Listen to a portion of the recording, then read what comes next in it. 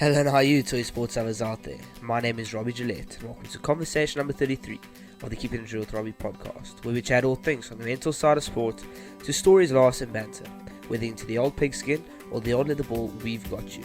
Today I'm joined by Shannon Ainslie, a double shark attack survivor and an artic surfer. In our chat, Shannon describes and takes us through the event and feelings of being a 15-year-old kid getting attacked by two 4-meter great whites, as well as the impact this had on his life. Shannon not only shares the event of this encounter, but also shares about his faith, mental health, and pathway to finding his purpose. This is one of the greatest stories I've ever heard, and was such a great chat. I hope you guys enjoy, and as always, let me know what you guys think. And we're off, episode 33, and what a privilege it is to be joined by a double shark attack survivor, Shannon Ainslie. Not only that, but believe it or not, he's actually had other shark encounters, which we'll get into, don't worry. Shannon, thanks so much again for coming on and agreeing to share your story. I really appreciate it. I've got my pen and my paper down to jot all the wisdom you have to share with me and the story. So once again, thanks so much. I really appreciate your time. Cool, man. No worries, Robbie. Thanks for inviting me. Looking forward to it. No, cool. I think let's get straight into it. And I think just for the listeners, could you maybe give a brief introduction to yourself? And I suppose where you are in the world. I know we had a bit of a mix up with daylight saving, and you just mentioned the 24 hours of darkness. So could you give us a brief intro? Sure. Yes. I'm Shannon Ainslie, born and bred in East London, South Africa. And I moved to Jeffreys Bay when I was 19 years old. And I've been coming to Norway for work since I was 25. I'm 37 years old now, so it's been a long time. And I am a surfer and a surf coach. So I do surf camps, surf development, and also training with the national team up here in Norway. Awesome. So are you fully integrated? Can you speak the language? Yeah, I can. I'm not the best, but I did some courses and did some exams recently, and I passed them, so that's good. So I can speak the language. That's awesome. And when did you start surfing? When did the surfing journey start for you? And I suppose what drove you to take it up? Yeah, I started when I was 13 years old, and it was my dad who got me into surfing. So I thank him for that. He actually tried to get myself and my brother to surf when I was a bit younger, when I was about 9 years old. No, my brother was 9 and I was 7. And he had this old beat up surfboard, which he tried to get us to learn on. And we didn't like it. Plus we never had any wetsuits, so it was kind of cold. Yeah. So we tried a couple of times, but we failed. And then my dad, as a single parent, when I was 13, had to drop us off at the beach during the Easter vacations. And he had to go to work. So he just dropped us off at the beach with some bread, bananas, water, and a surfboard and said, I'll pick you guys up later. And he dropped us off at, I think it was around 7 in the morning, and picked us up around 6:30 in the evening or afternoon. So we were there all day for 10 days straight in the vacation. And we were so pissed in the beginning, but both my brother and I got so hooked. And we've been I think on the second day, we were so hooked on surfing and never turned back since. Yeah, it's crazy that you actually haven't turned back. We'll get into it now. But with the shark attack, can you kind of describe the day leading up to the attack? Was it eerie? Was everything normal? What was the lead up to the day and the incident? Well, the lead up was actually a couple of weeks, because the day I got attacked was the first day back at school after the winter vacation. And I'm sure you know of the sardine run in South Africa. So that usually happens between June to August. So the sardines swim up the coast, bigger fish follow them. And of course, the great white sharks follow those bigger fish, and they swim along the coast, along all the reefs and deep water channels where all the fish are. And of course, East London's a hotspot for that. And plus, there are quite a lot of raggies there, like ragged shark. So we always see sharks there. And then during this month, July, actually June and July, we saw a lot of sharks. And there were multiple times where the beach was closed because of great white shark sightings. Wow. And Nahoon Reef, where I was attacked, had at that time the most fatal shark attacks in the world. So we were always like a bit scared of that place. It's always got that like weird, scary, eerie vibe to it. And but the waves get so good in the winter. A lot of surfers are willing to risk their lives for that. And that winter was one of the best I've ever surfed. So it was the first day back at school, and nothing on that day seemed weird in the beginning. There was no wind. I think it was winter, so like 17 or 18 degrees outside, maybe around the same in the water, blue skies, and it was a good sunny day. Wow. Oh, and how well do you remember the attack? And if you don't mind, if you're comfortable with it, could you kind of go through it in detail, you know, what the events of it and how you remember it? Yeah. I mean, I tell my story quite often. So people always ask, are you okay with telling the story? It's scary to think about it. And no, it's not.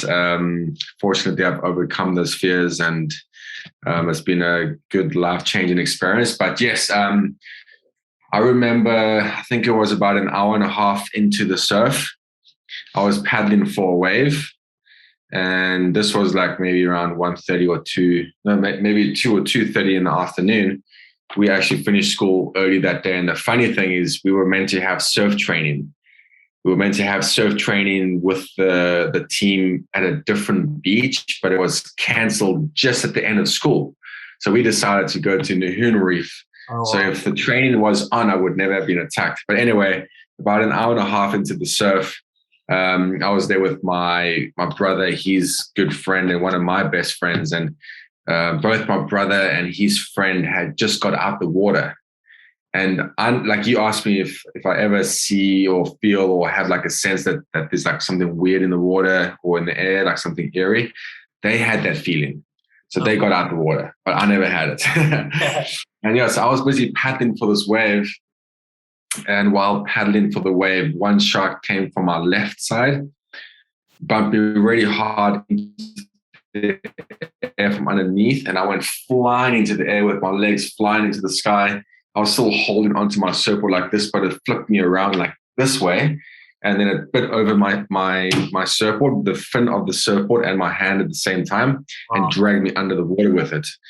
And while that was happening, the shark on my right side was kind of going for maybe my head and my shoulders, but it missed me because the other one got me first. So I'm kind of happy that the one got me first, because if they got me at the same time, I think I would have been torn to pieces. But the crazy thing is that it happened so quickly, like extremely quickly. And I was paddling, so looking that way, never saw anything underneath me. And all of a sudden I got attacked and everything just slowed down. So I had no idea what was going on. It was almost like I was taken from a state of reality into a dream state, and everything slowed down. I felt no pain, no fear at all. And I remember when the shark let go of me underwater, it just stopped and stared at me face to face, like literally like 30 to 40 centimeters away from my hand or from my face.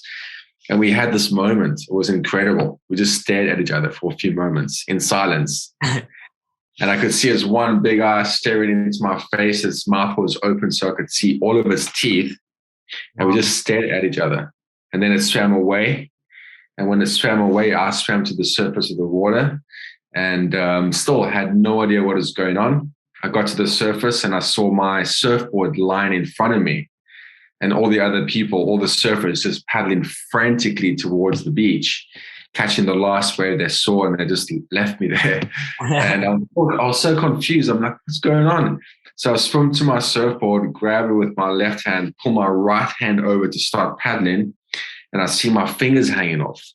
And my pinky finger over here, my ring finger over here was hanging off. There was a hole or bite in my hand, and then my wrist bone was bitten. You can't really see the scars, but it was all hanging off and there was blood squirting all over the place. And that's when I realized that what I thought was a dream was real.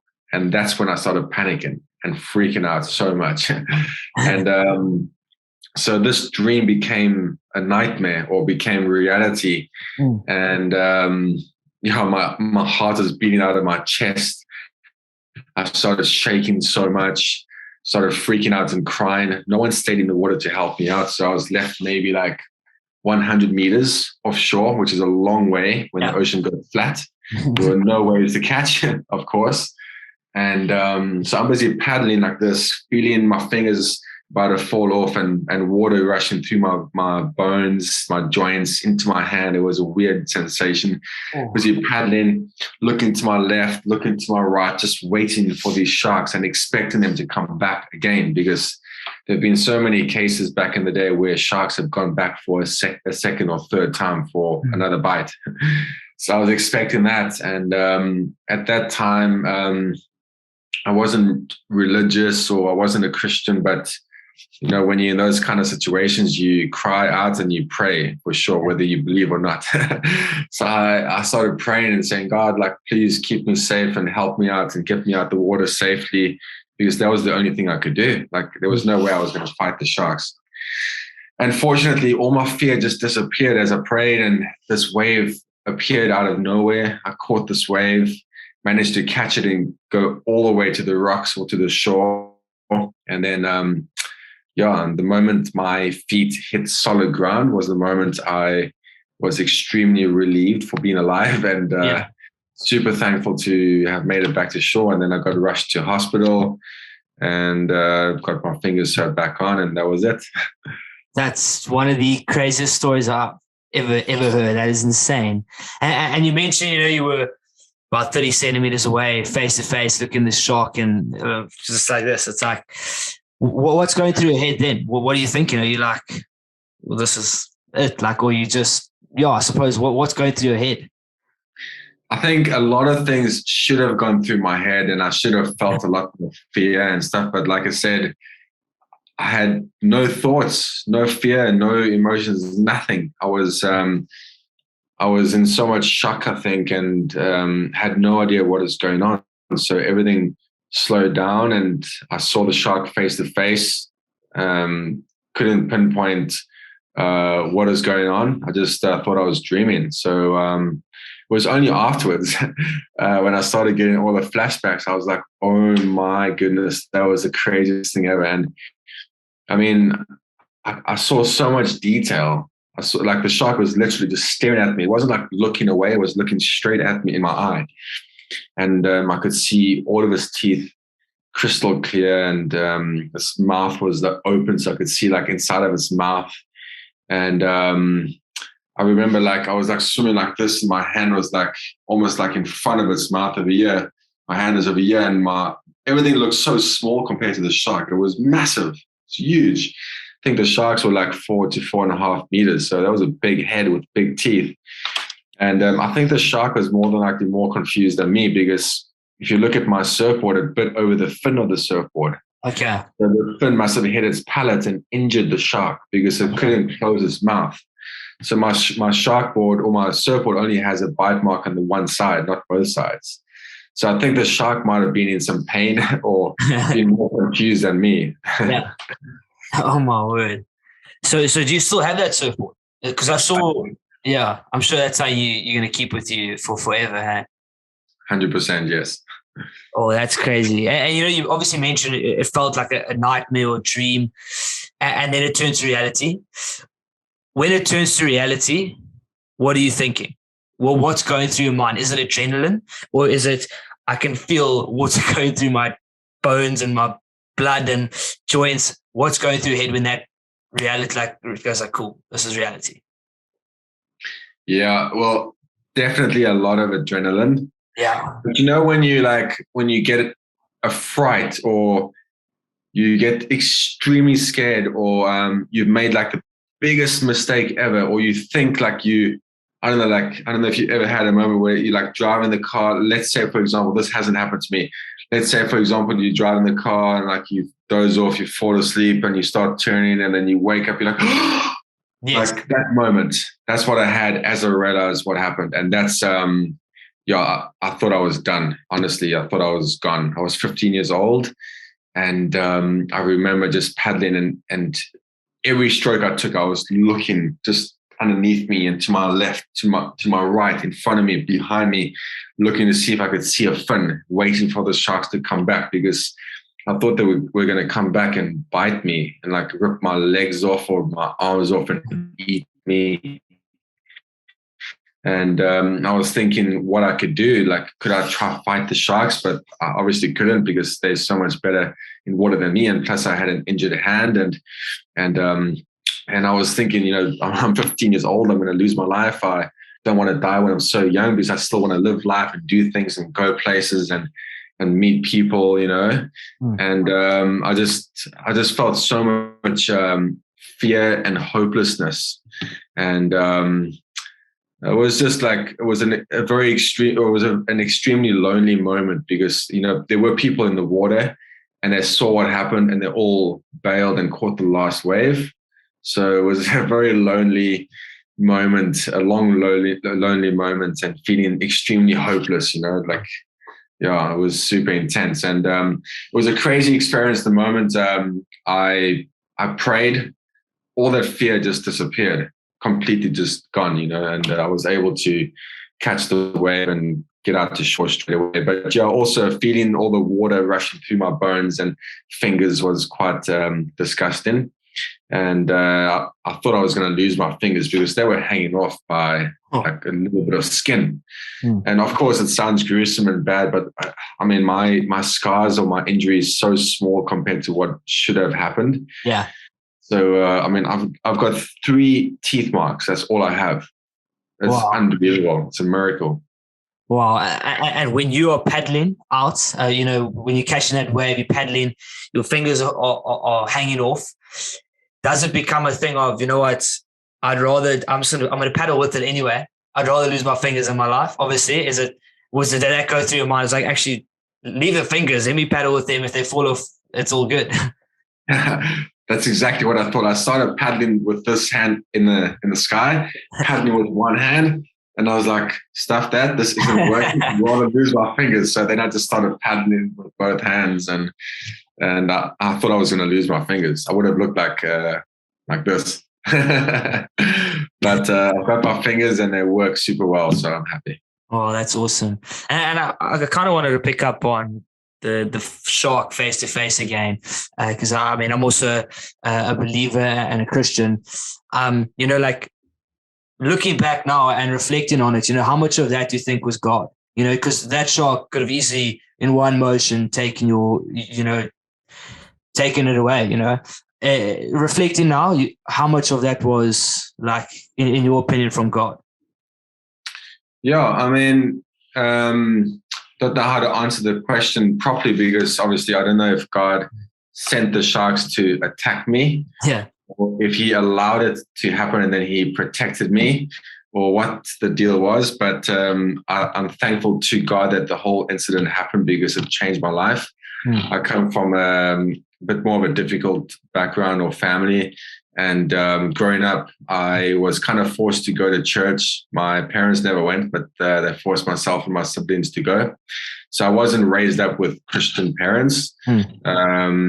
But my dad was an amazing dad when I lived with him, and he brought us up with great values and made sure that we went to church and try to help us or steer us in the right way. But I was still super rebellious, and growing up in a difficult background, I had like a lot of suicidal thoughts and depression and anger, frustration, and things in the family weren't going too well. And I would pray and ask God to help me out and help my family out. And nothing ever happened, ever, from my point of view. And my situation kind of stayed the same. And I still had the anger, depression, and suicidal thoughts inside of me. So this day of the shark attack was a turning point in my life, because for the first time ever, I believe God heard me and answered my prayer.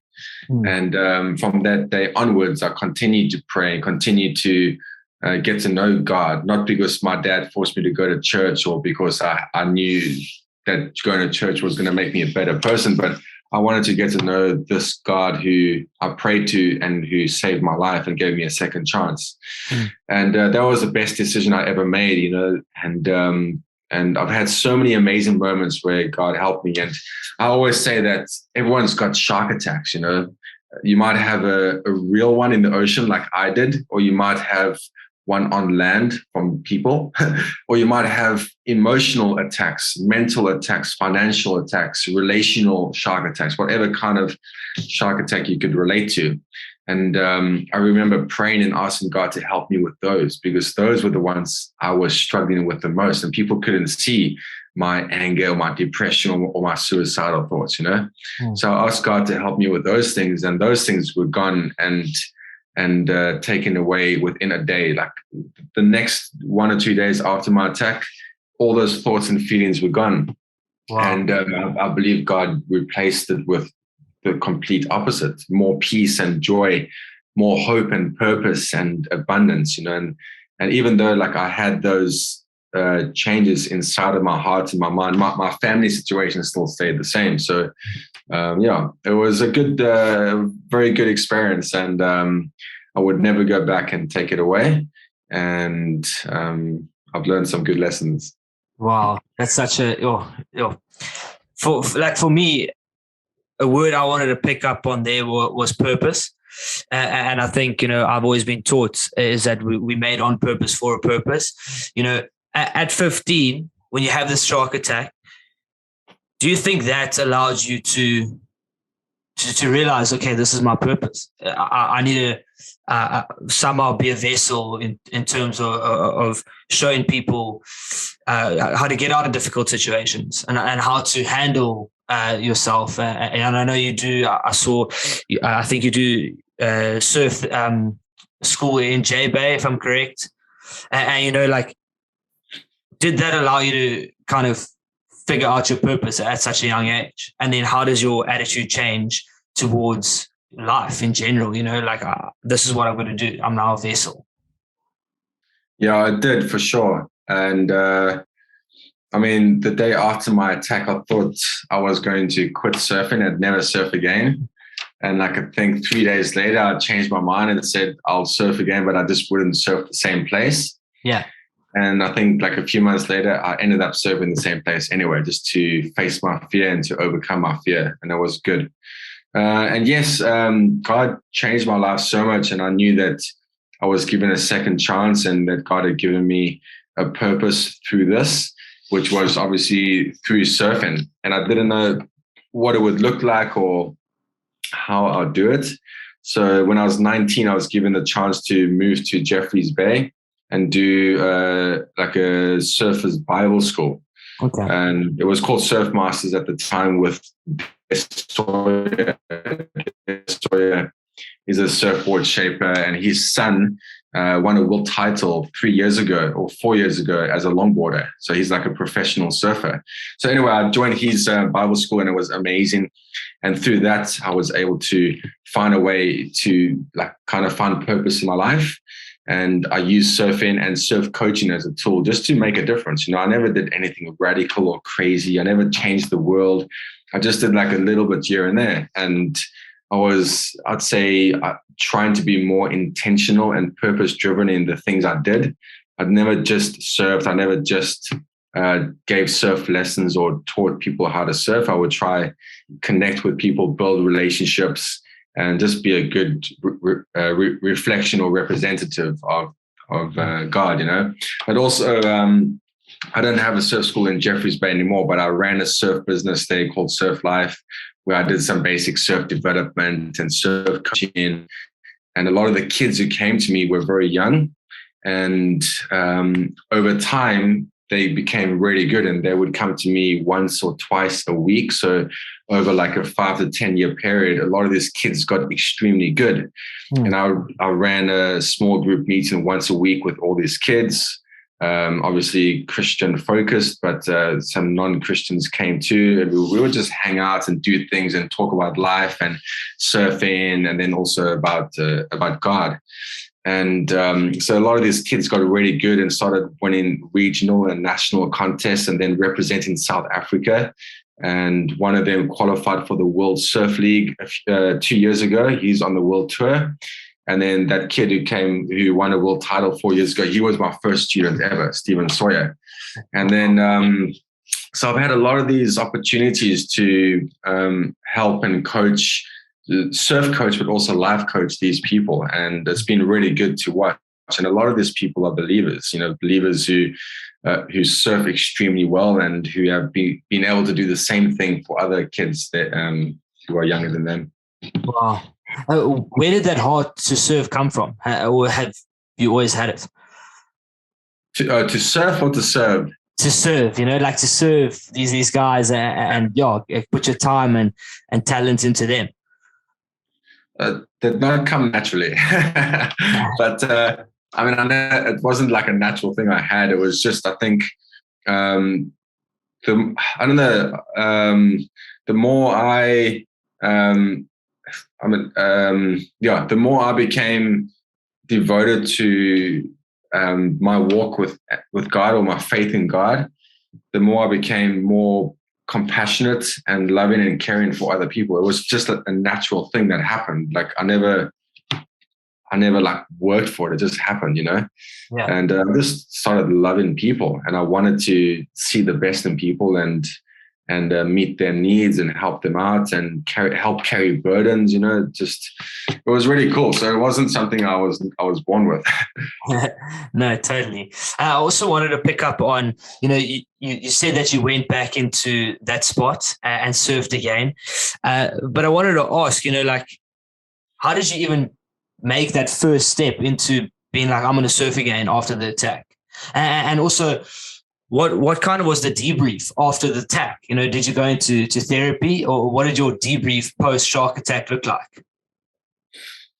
I had no proper debrief, or never saw any psychologist or anyone. I was more afraid of sharks before my attack than afterwards. It was the weirdest thing ever. I've never had any post-traumatic stress or any nightmares or problems, I just felt like, my dad has taught me a lot of good life lessons, and he's always taught me, we rode horses, but he always said, if the horse kicks you off, just jump back on again, ride the horse again, and if it happens again, just jump back onto the horse. And I took that into life as well. And having the shark attack was the same thing. Obviously, it was a bigger deal because I could have lost my life. But you could lose your life driving a car or sitting down in your house. There's so many ways you could die or lose your life. So statistically, the chances of having another shark attack are super low. So I just thought I'd face that fear and overcome it. And I just wasn't scared anymore. I was nervous at times, but it's the craziest thing ever. I just wasn't scared. I surfed again, and I surfed that place. It's called Nahoon Reef. I've surfed Nahoon Reef so many times again by myself even. And even while I surf, I've seen a fin. But that doesn't mean that the shark's going to come eat me. So you say statistically the chances of a shark attack are low. But I saw that you've actually had various other encounters. Could you kind of take us through those encounters and the emotions running through your head and how you dealt with them? Yeah, I think, statistically it is low and very rare to have another encounter, except for me. I'm one of a kind, I think. I don't know what it is, but marine life like me.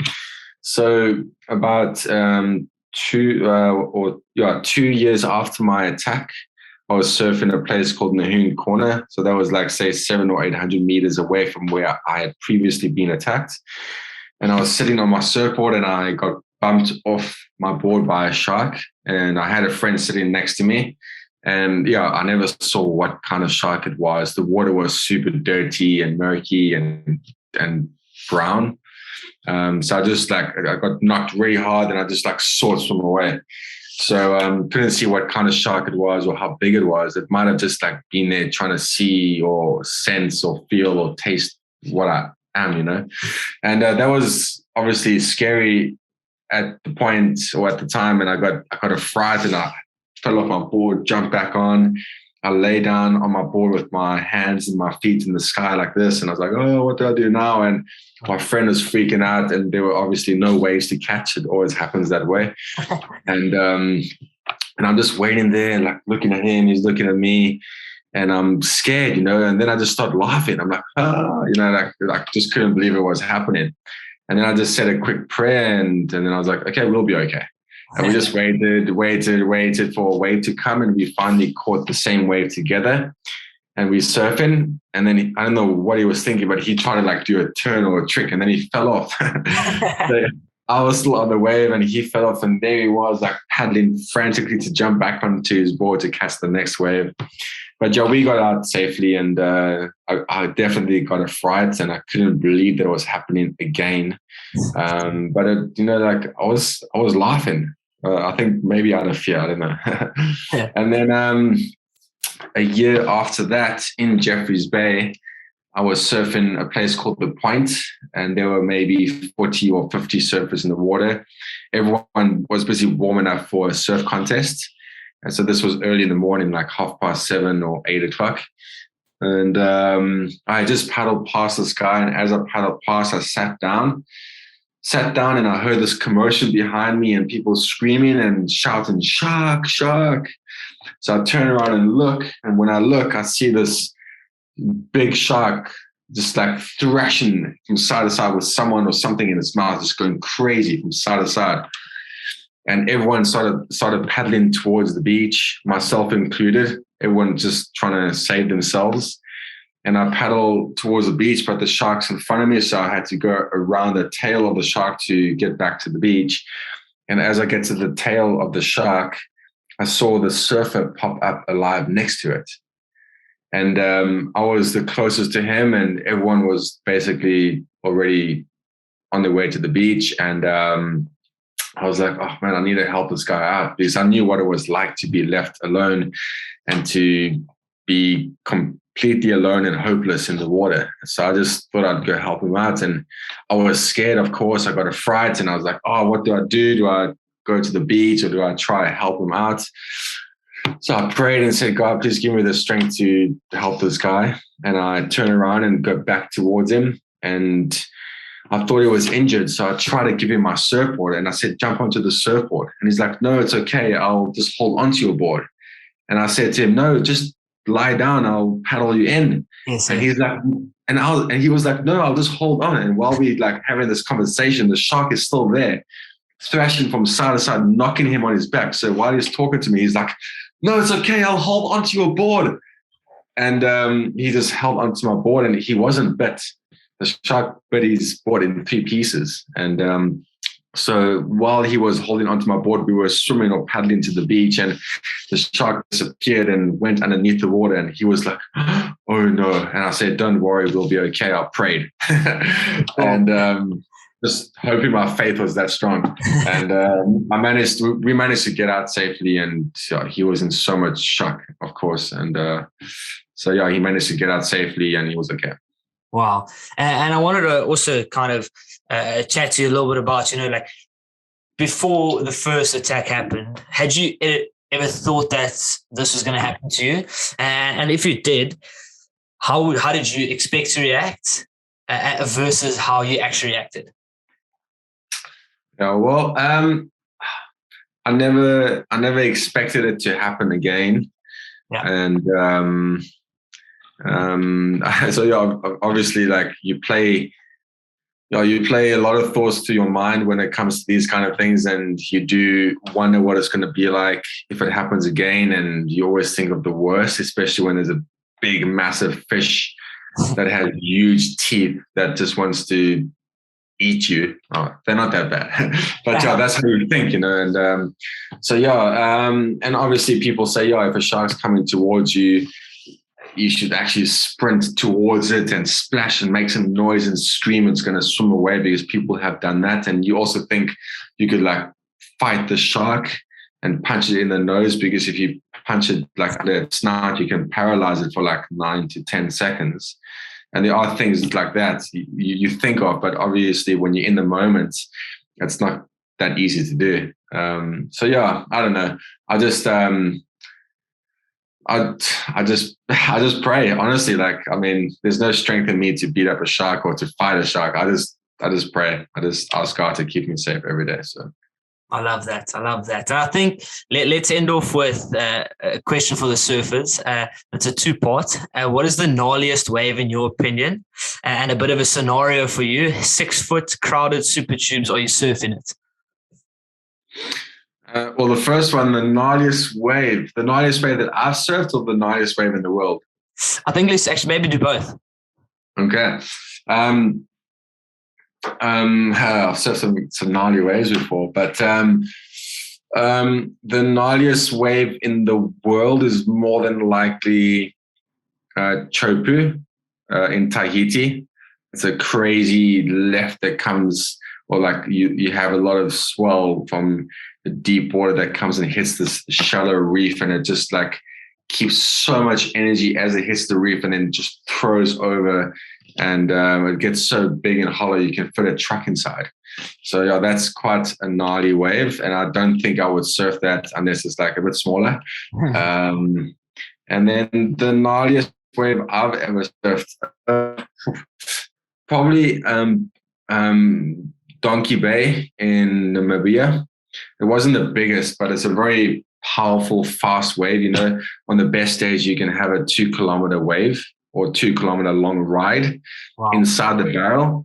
But it's almost the same thing where the swell comes from deep water, hits a very shallow sand bottom point break, and it gets very powerful. It's very, very fast. And it's the ultimate ride. It's amazing. So I had some beat downs there, and I actually broke 2 surfboards on the same day. So it was quite a heavy day, but it was amazing. And then 6 foot crowded super tubes. I lived there. I've done it plenty of times. So I can do it. I haven't done it in a while because I've been in Norway, but when I lived there, it was not a problem. I've got a lot of friends who are locals, and I don't know if you've heard of the localism there. The locals kind of get waves at super tubes no matter how crowded it is. So no problem there. World class. Shannon, thank you so much for your time and sharing the story. I'm sitting here and I haven't got goosebumps many times while chatting on the podcast, but genuinely, goosebump stuff. So thank you so much for sharing and your time. I know you're other side of the world, and luckily Zoom allows us to do this. But thanks again. I really appreciate it. Cool, man, Robbie. Thank you too, and hope it all goes well your side. And maybe I'll see you in South Africa when I'm back there.